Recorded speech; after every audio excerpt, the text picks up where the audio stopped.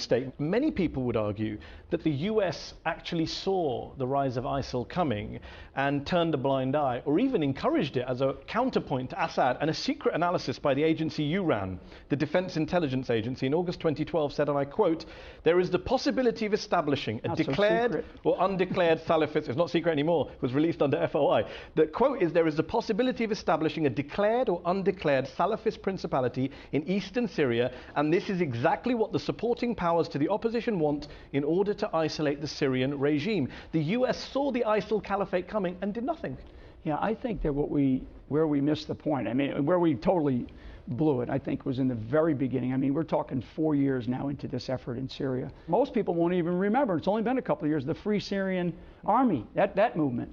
I mean, where are they today? Al-Nusra, where are they today? And how much have they changed? When you don't get in and help somebody, they're going to find other means to achieve their goals.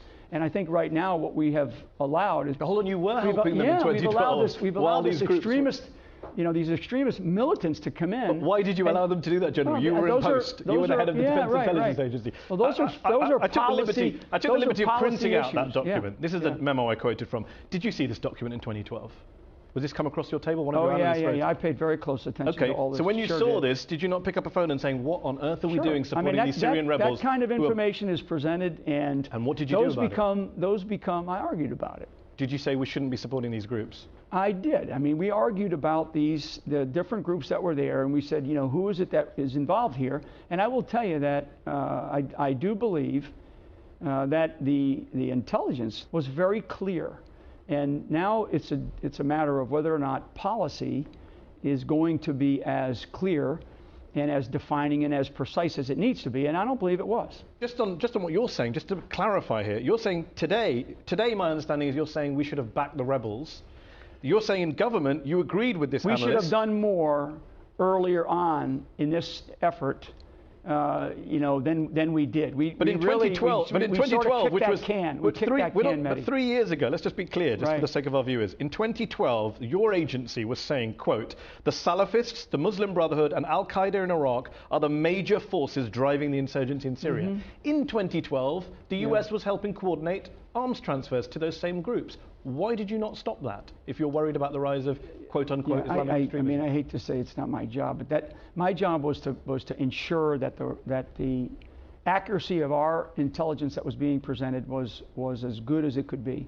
And I will tell you, it goes before 2012. I mean, when we were in Iraq, and we still had decisions to be made before there was a decision to pull out of Iraq in 2011.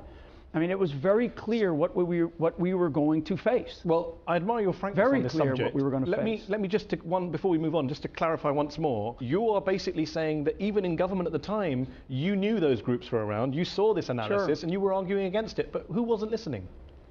I think the administration. The administration turned a blind eye to your analysis. I don't know if they turned a blind eye. I think it was a decision. I think it was a willful decision. A willful decision to go support an insurgency that had Salafists, Al-Qaeda, and Muslim Brotherhood. A willful decision to do what they're doing, which you'd have to really ask the president, what is it that he actually is doing with the policy that is in place, because it is very, very confusing. I'm sitting here today, Mehdi, and I can't tell you exactly what that is, and I've been at this for a long time.